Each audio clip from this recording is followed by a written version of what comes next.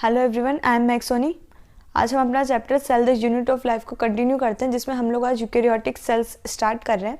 Eukaryotic sales में plastid, plants, animals और फंजा, इन सभी में यूकेरियोटिक सेल प्रेजेंट होती है। Eukaryotic sales membrane bound organelle present होने की वजह से इनका जो साइटोप्लाज्म होता है वो कंपार्टमेंट्स की फॉर्म में अरेंज होता है, जिसमें हमको कंपार्टमेंट दिखाई देते हैं। देन हमारी जो यूकेरियोटिक सेल्स होती हैं उसमें वेल डेवलप्ड न्यूक्लियस होता है, जिसमें न्यूक्लियर मेम्ब्रेन प्रेजेंट होती है, मतलब ये न्यूक्लियर मेम्ब्रेन बाउंड होता है। उसके अलावा इसके साथ साथ जो हमारी यूकेरियोटिक सेल्स हैं उनमें कॉम्प्लेक्स लोकोमोटरी और साइटोस्केलेटल स्ट्रक्चर हमको देखने को मिलती है। हमारी यूकेरियोटिक सेल्स का जेनेटिक मटेरियल क्रोमोसोम की फॉर्म में होता है।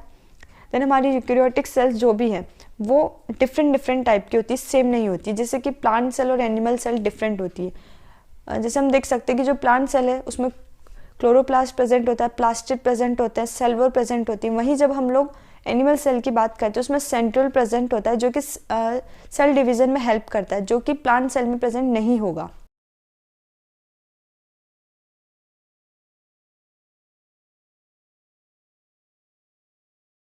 तो अब हम लोग स्टार्ट करते हैं सेल मेम्ब्रेन। तो 1950 में जब इलेक्ट्रॉन माइक्रोस्कोप की डिस्कवरी हो गई थी, उसके बाद हम लोग प्लाज्मा मेम्ब्रेन का जो पॉसिबल स्ट्रक्चर है उसके बारे में स्टडी कर पाए।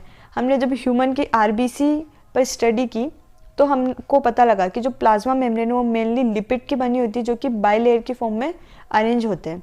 उसके अलावा जो लिपिड है वो मेम्ब्रेन में अंदर की साइड भी प्रेजेंट होते हैं, जिसमें लिपिड का जो पोलर हेड है वो बाहर की साइड और नॉन पोलर हाइड्रोफोबिक टेल अंदर की साइड प्रेजेंट होती है। तो इस तरह से जो सैचुरेटेड हाइड्रोकार्बन की बनी हुई टेल है वो एक्वस इन्वायरमेंट से प्रोटेक्टेड रहती है। देन हमारी जो सेल मेम्ब्रेन है उसमें लिपिड फॉस्फोलिपिड की फॉर्म में होगा, वो फॉस्फोलिपिड होता है।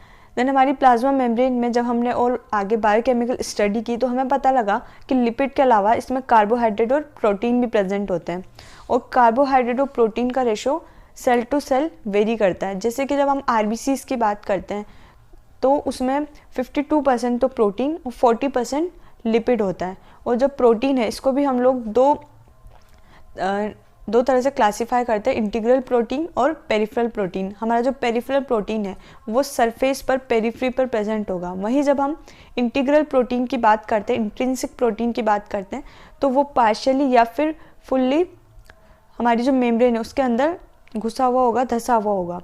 देन हमारी जो प्लाज्मा मेम्ब्रेन है उसका सबसे एक्सेप्टेबल मॉडल 1972 में सिंगल और निकोलसन ने दिया था, जिसको फ्लूइड मोज़ेक मॉडल बोलते हैं। इसके accordingly lipid semi fluid nature का होता है, जिसमें हमारा जो प्रोटीन है वो पार्शियली लेटरल मूवमेंट करता है, और मेम्ब्रेन के अंदर जो मूवमेंट करने की ये एबिलिटी है वो उसकी फ्लूइडिटी पर डिपेंड करती है। देन हम लोग देखते हैं कि हमारी प्लाज्मा मेम्ब्रेन का जो फ्लूइड नेचर है वो इम्पोर्टेंट रोल प्ले करता है हमारी सेल ग्रोथ में, सेल डिवीज़न में, सिक्रीशन में, इंटरसेलुलर जंक्शन बनाने में और भी एग्जेक्ट्रा। और हमारी जो सेल मेम्ब्रेन है उसका सबसे इम्पोर्टेंट जो वर्क है वो होता है मॉलिक्यूल्स का ट्रांसपोर्टेशन। हमारी प्लाज्मा मेम्ब्रेन सेलेक्टिव परमिएबल होती है अपने आसपास जो मॉलिक्यूल्स हैं उनके लिए। अब हम लोग देखते हैं कि जैसे जो मॉलिक्यूल हम अपनी कंसंट्रेशन ग्रेडियंट के अकॉर्डिंगली फ्लो करेंगे, जैसे अपनी high concentration to low concentration जाएंगे बिना किसी एनर्जी के, तो ये हो जाता है हमारा पैसिव ट्रांसपोर्टेशन, जिसमें किसी एनर्जी की रिक्वायरमेंट नहीं होती है। अब हमारा जो वाटर है, वाटर भी डिफ्यूजन के थ्रू, सिंपल डिफ्यूजन के थ्रू ही अपनी हाई कंसंट्रेशन से लो कंसंट्रेशन की तरफ जाता है। और डिफ्यूजन के थ्रू वाटर का सेमी परमिएबल मेम्ब्रेन से होकर जाना, इसको हम लोग ऑस्मोसिस बोलते हैं। ये क्वेश्चन आता है कि डिफ्यूजन के थ्रू वाटर का मूवमेंट हमारा ऑस्मोसिस कहलाता है। देन जब हम लोग एक्टिव ट्रांसपोर्ट की बात करते हैं तो इसमें एनर्जी की रिक्वायरमेंट होती है, और एक्टिव ट्रांसपोर्ट मतलब कोई भी मॉलिक्यूल जब अपनी कंसंट्रेशन ग्रेडियंट के ऑपोजिट जाएगा, मतलब low concentration to high concentration जाएगा, तो उसको रिक्वायरमेंट होगी एनर्जी की। तो ये एनर्जी हम लोग किसके फॉर्म में यूज़ करते हैं, एटीपी की फॉर्म में एनर्जी लगती है, इसको एक्टिव ट्रांसपोर्ट बोलते हैं। और एक्टिव ट्रांसपोर्ट हमारा पंप के फॉर्म में वर्क करता है, जैसे कि सोडियम पोटेशियम पंप। देन हमारे कुछ मॉलिक्यूल्स ऐसे होते हैं जो कि हमारी जो नॉन पोलर लेयर है लिपिड की, उससे सीधे ही होकर नहीं जा सकते हैं, तो उसके लिए उनको कुछ कैरियर प्रोटीन की ज़रूरत होती है, जिसके थ्रू वो लोग जिसके थ्रू वो जो मॉलिक्यूल्स है वो मेम्ब्रेन में एंटर करते हैं।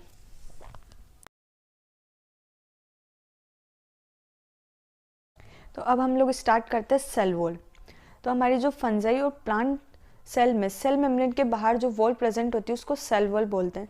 सेल वॉल सेल को न केवल मैकेनिकल डैमेज और इन्फेक्शन से बचाती है, इसके साथ साथ ये सेल टू सेल इंटरेक्शन और अनडिज़ायरेबल मैक्रोमोलिक्यूल्स को इसके सेल के अंदर आने से रोकती है, मतलब बैरियर की तरह काम करती है।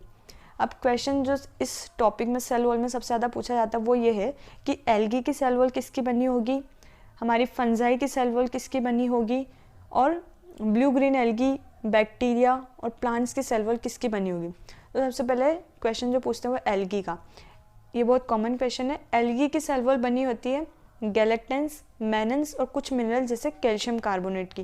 देन जब हम ब्लू ग्रीन एल्गी और बैक्टीरिया की बात करते हैं तो इनकी सेल वॉल पेप्टिडोग्लाइकेन की बनी होगी। देन हमारी फंजाई की सेल वॉल काइटिन की बनी होती है, और हमारे प्लांट्स की सेल वॉल सेलुलोज, हेमिसेलुलोज और पेक्टिन की बनी होती है। जब हम लोग न्यूली मतलब यंग प्लांट सेल की बात करते हैं तो उसकी जो प्राइमरी वॉल होगी उसमें ग्रोथ करने की जो एबिलिटी है वो ज़्यादा होती है, अच्छी होती है। पर जैसे जैसे ये सेल मैच्योर होती जाती है तो इसकी ये ग्रोथ करने की एबिलिटी कम होती जाती है और सेकेंडरी वॉल बनने लगती है। तो हमारी जो मिडिल लेमिला होती है वो मैग्नीशियम और कैल्शियम पेक्टेट की बनी होती है, मेनली कैल्शियम पेक्टेट की बनी होती है।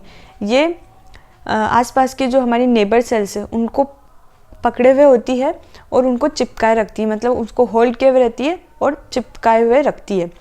देन हमारी जो मिडिल लेमिला है और सेल वॉल है उसके बीच में ऐसे आड़े तिरछे प्लाज्मोडेस्माटा प्रेजेंट होंगे, जो कि साइटोप्लाज्म का, आसपास का जो साइटोप्लाज्म है उसके बीच में कनेक्शन बनाने का काम करते हैं।